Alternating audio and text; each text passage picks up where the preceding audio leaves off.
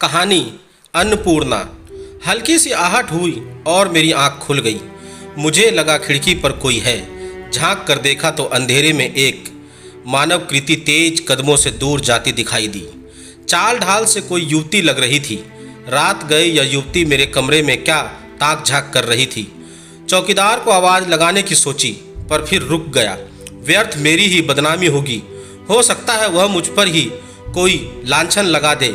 इन गंवार लोगों का क्या भरोसा, मेरा क्या है। कल काम खत्म करके निकल जाऊंगा सोचकर मैं सोने का उपक्रम करने लगा, पर सो नहीं पाया। अगले दिन सरकारी मुआयने का काम खत्म कर रवाना होना चाहा तो गांव के पोस्टमास्टर साहब आ गए। उनके संग एक युवती भी थी। औपचारिक अभिवादन के बाद वे मूल विषय पर आ गए। यह शोभा आपसे मिलना चाहती है। किस विषय में? मैं अचकचा गया। युवती बेहद खूबसूरत और आकर्षक थी। मैं चाहकर भी नजरें नहीं हटा पा रहा था। आपको याद नहीं साहब, पिछली बार आप पंचायत चुनाव के वक्त आए थे और 3 दिन यहीं डाक बंगले में रुके थे। तब इसी ने आपकी सेवा टहल की थी। ओह, तो ये वो है। मैंने सोचा, दरअसल उस समय इसका गौना हुआ ही था। यह हर वक्त आपके सामने घूंघट काढ़े रहती थी, इसलिए आप पहचान नहीं पाए। मुझे याद आया, पिछली बार मैंने इस नव यौवना की एक झलक पाने का कितना प्रयास किया था, पर नाकामयाब रहा था। उसने मेरी हर सुख सुविधा का ख्याल रखा था, खाना बनाने से लेकर कपड़े धोने तक, पर ना कभी बात की और ना कभी चेहरा दिखा। अभी कोई 2 महीने पहले ब्याह हुआ और 2 दिन बाद ही पति चल बसा। अरे वो कैसे? मैंने चौंक कर पूछा। पियक्कड़ था हुजूर, गाड़ी के नीचे आ गया। खैर, होना था सो हो गया। अब यहाँ नहीं रहना चाहती, शहर जाकर छोटा मोटा काम करके जिंदगी गुजारना चाहती है। ज़्यादा पढ़ी लिखी तो है नहीं। आपको कहते संकोच कर रही थी। मैंने कहा, मैं कह दूंगा, आप इसे अपने संग शहर ले जाइए और इसके लायक कुछ जुगाड़ कर दीजिए। मैं कैसे अपने संग ले जा सकता हूँ? मेरे सामने अपनी बीवी का चेहरा घूम गया। मैं प्रयास करूँगा, यदि कुछ हो पाया तो बुला लूँगा। मेरे सूखे आश्वासन से युवती का चेहरा बुझ गया। पोस्टमास्टर साहब उसे समझाते बुझाते ले गए। बला टली सोचकर मैंने चैन की सांस ली। मैं गांव की सीमा से बाहर निकल ही रहा था कि वही युवती शोभा जाने कहां से भागती हुई आई और रुकने का इशारा करने लगी। मैंने जीप रुकवाई और रुखाई से पूछा, अब क्या है? वह डर गई पर साहस जुटाकर बोली, आपसे अकेले में बात करनी है। मेरी स्थिति अजीब सी हो गई थी, पर मैं जीप से उतरकर सड़क के किनारे हो लिया। मैं अब इस गांव में एक पल भी नहीं रह सकती। मेरा बापू नशेड़ी है, दिन भर पीकर पड़ा रहता है। नशे की झोंक में ही उसने मेरा रिश्ता उस नशेड़ी से तय किया था। वह तो मर गया, पर अब गांव के आवारा लड़के मेरे पीछे पड़े रहते हैं। न दिन में चैन है न रात में। बापू को होश नहीं रहता। माँ पहले ही गुजर चुकी। भाई बहुत छोटा है। यहाँ घुट घुट कर जीने से तो अच्छा है कि कहीं डूब मरूं। कहीं काम नहीं मिलेगा तब तक आपके यहाँ झाड़ू बर्तन कर लूँगी। आप संग नहीं ले गए तो मैं यहीं उस कुएं में कूद जाऊँगी। वह भाई को समझाकर कपड़े वगैरह लेकर आई थी। उसकी धमकी से मैं सिहर गया। डरते डरते उसे लेकर घर में प्रवेश किया। तनु को सारी कहानी बताई तो अबला ही जाने अबला का दर्द की तर्ज पर उसने शोभा को हाथों हाथ लिया। शोभा ने भी जल्दी ही घर का कामकाज संभाल लिया, लेकिन उसके रहते मैं अपने ही घर में अजनबी सा महसूस करने लगा था।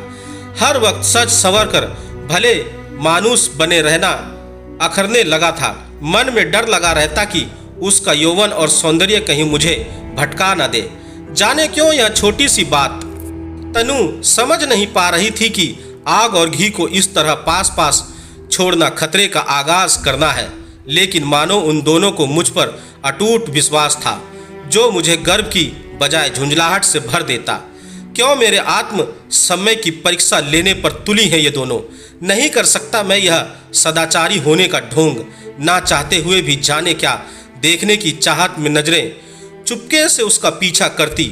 उस दिन तो मेरी सहन शक्ति हद पार कर गई जब पड़ोसी सुरेंद्र कांत ने बातों ही बातों में मुझे छेड़ दिया। अब तो भाभी जी को महीने 2 महीने के लिए पीहर भेज दो। अरे दिक्कत क्या है, पीछे है तो सही संभालने वाली, बल्कि ज़्यादा अच्छे से संभाल लेगी ही। कहते हुए ऐसा व्यंग्यपूर्ण अश्लील तरीके से उसने दांत निपोरे कि मेरा खून खौल उठा। घर में घुसते ही मैं तनु पर दहाड़ उठा। तनु, आज और इसी वक्त तुमने उस शोभा का कहीं और इंतजाम नहीं किया तो मैं कल ही उसे उसके गांव पटक आऊँगा। मैंने कोई खैराती सरायखाना नहीं खोल रखा है। शोभा उस वक्त बाजार गई हुई थी जिसकी मुझे आभास था, इसलिए मेरी आवाज़ में और भी जोश आ गया था। पर वो बेचारी, तनु ने हल्का सा प्रतिरोध किया। कोई बेचारी नहीं, महानुभूति दिखाकर कुछ दिन रख लिया। बस कल को लोग उल्टी सीधी बातें करें, मुझे ये सब बर्दाश्त नहीं। फरमान जारी कर मैं तीर की तरह घर से निकल गया।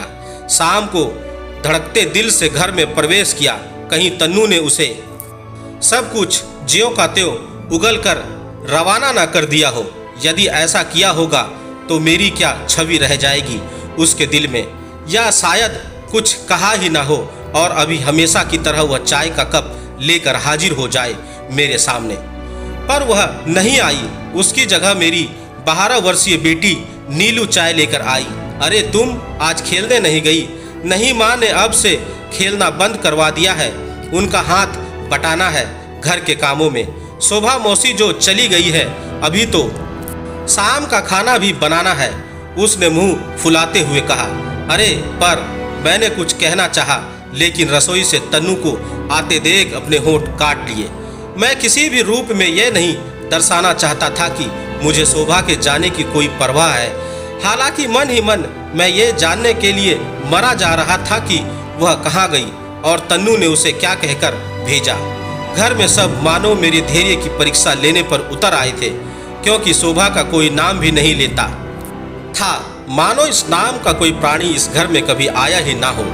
बरसों पुरानी बात है यह, पर आज भी जेहन में ऐसे ताज़ा है मानो कल की ही बात हो।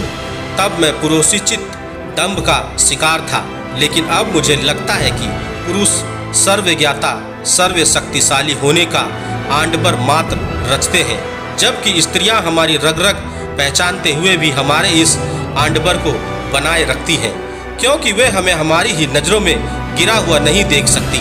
अपने इस प्रयास में वे हम पुरुषों से बहुत ऊंचा उठ जाती हैं।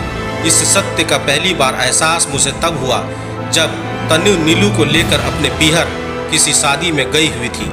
मैं ऐसे मौक़ों पर अगली गली में स्थित एक मेस में खाना खाया करता था। उस दिन भी मैं वहीं चला गया। वहाँ नौकरों को निर्देश देती शोभा को देख मैं अचंभे में पड़ गया। मैंने चुपचाप मुड़कर लौटना चाहा, लेकिन उसने मुझे देख लिया। अरे आइए ना साहब, खाना खाए बिना कैसे जा रहे हैं? मदन, पहले इधर टेबल साफ कर, गर्मा गर्म थाली लगा। तुम यहाँ कैसे? आपको तन्नू दीदी ने बताया नहीं? वे ही तो मुझे यहाँ रखवा गई थी। कहा यहाँ अच्छी पगार मिलेगी। पहले मैं यहाँ खाना बनाती थी, फिर यहाँ के मालिक को मेरा काम पसंद आया तो उन्होंने मुझे पूरी मेस की देखभाल की जिम्मेदारी सौंप दी। मालकिन बहुत बीमार रहती हैं और बाबूजी को और भी बहुत से काम हैं, तो मेस मैं ही संभालती हूँ। गांव में तुम्हारा भाई और बापू नहीं ऐसे ही पूछ रहा था। कुछ दिनों बाद शायद उधर जाऊंगा, कुछ काम हो तो बता देना। मैंने बड़प्पन जताने की कोशिश की। गांव में अब कोई नहीं है। भाई को मैंने यहीं स्कूल में डलवा दिया है। मैं तो ज़्यादा पढ़ नहीं पाई, पर अब उसकी ज़िंदगी बन जाए तो अच्छा हो। बापू को भी यहीं एक नशा मुक्ति केंद्र में डाला है। कोशिश तो कर रही हूँ उनकी लत छूट जाए, आगे भगवान की मर्जी है। मैं चुपचाप खाना खाकर लौट आया। दिल में शोभा के साथ साथ तन्नू की इज्जत भी बहुत बढ़ गई थी। पहली बार नारी की महानता और नर की संकीर्णन मनोवृत्ति का बोध हुआ था। शोभा के पिता ने उसके साथ कुछ भी किया, लेकिन उसके लिए वे आज भी सम्मानीय हैं। उसे आज भी उम्मीद है कि वे सुधर जाएंगे। वह न केवल एक अच्छी बेटी वरन एक अच्छी बहन का फर्ज भी निभा रही है, और तन्नू मेरी कमजोरियों से वाकिफ होते हुए भी उन्हें उजागर करने की बजाय छुपाकर समाज में मेरा मान सम्मान बनाए हुए है। उम्र बढ़ने के साथ साथ नारी मेरे लिए और भी श्रद्धेय होती गई। मैं शायद एक शोभा के आकलन से ही संपूर्ण नारी जाति का आकलन करने लगा था। अपनी मालकिन की बीमारी से मौत के बाद जब अंधेड़ मालिक ने शोभा के सम्मुख अपनी बिखरती गृहस्थी को सहेजने का प्रस्ताव रखा तो एहसानों के बोझ तले दबी शोभा ने 18 साल के बेटे की सौतेली मां बनना भी स्वीकार कर लिया और कहना न होगा कि अपने सद्य व्यवहार से उसने विद्रोही बेटे को भी अपना बना लिया। आज वह मां का राज दुलारा है। अपने पुरुषोचित दंभ का खोल मुझे अब खोखला प्रतीत होने लगा था, लेकिन जब भी मैं इसके बाहर आकर सहजता से लोगों में शोभा की तारीफ करता तो वो मेरी ही खिल्ली उड़ाने लगते। उनके अनुसार मैं व्यर्थ ही नारी का महिमा मंडन कर रहा हूँ। ये सब करना तो एक नारी का कर्तव्य है। लोगों की नज़रों में किसी नारी का ये सब करना एक आम बात है और शोभा भी एक आम स्त्री मात्र है, लेकिन मुझे ये सब असाधारण लगते। नवविवाहिता से नखरे उठाए बिना ही गृहस्थी का बोझ उठा लेना, गोंद मेवे के लड्डू खाए बिना ही माँ की महती जिम्मेदारियां अपने कंधों पर ले लेना, ये क्या आम बातें हैं? तनु के स्वर्गवास के बाद माँ की तरह नीलू की देखभाल करना और कन्यादान का धर्म तक निभाना, क्या यह भी आम बात है? एक पुरुष यदि ये सब कुछ करता तो अब तक महापुरुष बन गया होता, लेकिन वो तो ठहरी साधारण नारी। नारी का असाधारण काम भी साधारण है। खैर, 60 बरस का होने चला हूँ। लोग ठीक कहते हैं कि अब मैं सेठियाने लगा हूँ। 2 दिनों से खाना बनाने वाली बाई नहीं आ रही, खुद ही पका रहा हूँ। लेकिन आज सवेरे से ही बदन में हरारत सी लग रही थी। शाम होते होते बुखार चढ़ आया। सवेरे से 1 गिलास दूध के अलावा पेट में कुछ भी नहीं गया था। खाली पेट दवा कैसे लूँ, यह सोचकर मेस वाले लड़के मदन को टिफिन भेजने के लिए फोन कर दिया। एक पुस्तक पढ़ते पढ़ते जाने कब आंख लग गई। चूड़ी और पायल की खनखनाहट से आंख खुली। अरे शोभा, तुम आप इतने बड़े सेठ की बीवी को अब तुम कहना उचित नहीं लगता था, इसलिए मैं अक्सर तुम और आप में गड़बड़ा जाता था। नहीं, तुम ही ठीक है। मदन ने बताया कि आपको तेज बुखार है। चलो उठो, खाना खा लो। रख दो, बाद में खा लूँगा। नीलू की विदाई के बाद वह पहली बार घर आई थी। खाली घर में उसकी उपस्थिति मुझे संकोच में डाल रही थी। शायद मैं अब भी पुरुष स्त्री संबंधों की सीमा रेखा पर ही झूल रहा था। यह टिफ़िन का खाना नहीं है। मैं घर की रसोई में गरम खिचड़ी और पालक बनाकर लाई हूँ। आपको खिलाए बिना नहीं लौटूंगी। उसने मुझे जबरन बिठा लिया और खाना परोस दिया। संकोच तो हो रहा था, पर उसका यह अधिकार भाव मुझे अच्छा लग रहा था। मैंने चम्मच उठाया ही था कि बत्ती चली गई। मेरा दिमाग फिर उल्टी दिशा में घूमने लगा।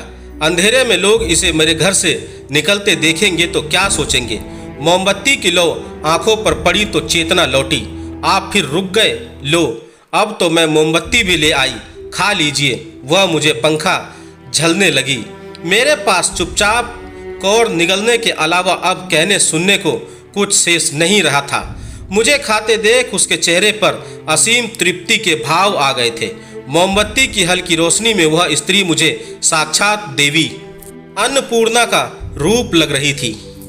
दोस्तों, आपको मेरी यह कहानी कैसी लगी? आप मुझे मेरे कमेंट्स बॉक्स में जाकर मुझे बता सकते हैं। और अगर आप मेरे चैनल पर नए हैं तो मेरे चैनल को सब्सक्राइब जरूर करें और बेल आइकन का बटन भी दबा दें। धन्यवाद दोस्तों।